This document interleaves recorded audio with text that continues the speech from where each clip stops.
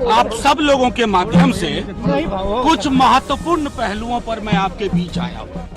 ये विधायी पहलू है, ये संविधान के पहलू है। वो तमाम लोग जो एक लोकतंत्र को की हत्या करना चाहते हैं, आपके माध्यम से मैं बताऊं, ये कॉन्स्टिट्यूशन ऑफ इंडिया है।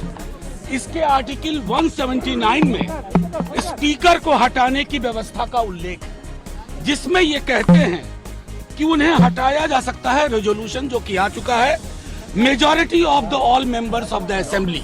ठीक है, अब इसका इंटरप्रिटेशन आपको बताऊं, ये सुप्रीम कोर्ट का जजमेंट है। ठीक है, ये महाराष्ट्र का मामला है, ध्यान से देखिए।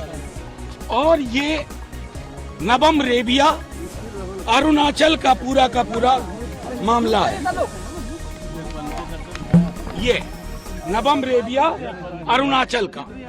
मैं आपको चाहूंगा आपके माध्यम से कि तमाम स्टेक होल्डर्स जो कल से इस विधायी महत्वपूर्ण पहलू पर फैसला लेंगे, चाहे कोई हो, स्पीकर साहब हो, सीएम साहब हो, उनके एडवाइजर्स हो, वो ये दोनों फैसले पढ़े।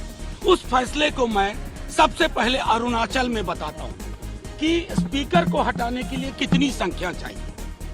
All the 10 members of the assembly, इसका मतलब है कि जो actual members of the assembly हैं, रहने वाले और वोट करने वाले नहीं, एक्चुअल मेंबर्स, यानी कि 243 में 122 चाहिए स्पीकर को हटाने के लिए।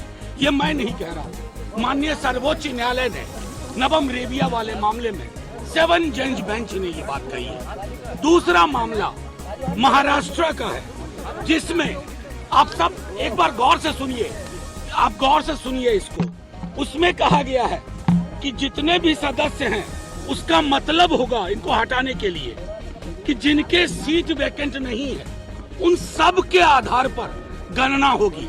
तो 243 में संविधान के हिसाब से, हालिया जजमेंट के हिसाब से, अरुणाचल और महाराष्ट्र के हिसाब से स्पीकर साहब को हटाने के लिए 122 सीट चाहिए। मैं सिर्फ ये इसलिए रख रहा हूँ कि कोई इसमें पेच ना करे। गांधीवाद की बात करने वालों से भी आग्रह करूंगा कि कौन से गांधी पसंद है, करेंसी वाले गांधी या हेराम वाले गांधी।